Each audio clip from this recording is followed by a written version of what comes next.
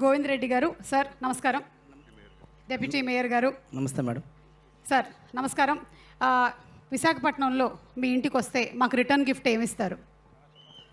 మీరు మా ఇంటికి వస్తే విశాఖపట్నంలో చక్కగా భోజనం పెట్టి పంపిస్తాం మేడం మీకు. ఎందుకంటే మీకు చాలామంది అభిమానులు ఉన్నారు కాబట్టి వాళ్ళందరూ కూడా మిమ్మల్ని చూడడానికి వస్తారు, మీతో సెల్ఫీలు దిగుతారు, వాళ్ళందరికీ గిఫ్ట్ ఇచ్చినట్టు అవుతుంది.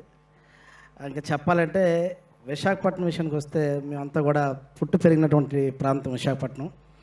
విశాఖపట్నం మొన్న ఒకసారి మా మినిస్టర్ గారు, టూరిస్ట్ మినిస్టర్ గారు కందుల దురేష్ గారితో మాట్లాడితే ఆంధ్రప్రదేశ్లో చూడచక్కని ప్రాంతం ఏది అని చెప్పుకోగలిగితే అది విశాఖపట్నమే గోవింద్ రెడ్డి. అది అంత అందమైనటువంటి సిటీ. ఈ సిటీని ఇంకా కూడా డెవలప్ చేయడానికి నేను ప్రయత్నం చేయాలనుకుంటున్నానని చెప్పేసి నాతో 2 days బ్యాక్ చెప్పారు.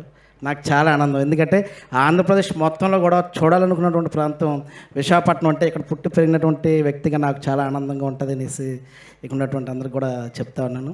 అలాగే సంక్రాంతి తర్వాత ఇంత చక్కని ఉత్సవాలు జరుపుతున్నటువంటి విశాఖపట్నం మా నాయకులందరికీ, అలాగే జిల్లా కలెక్టర్ గారు కూడా చాలా ఇనిషియేటివ్ తీసుకొని ముందుకు తీసుకెళ్తున్నారు. చాలా ఆనందంగా ఉందండి.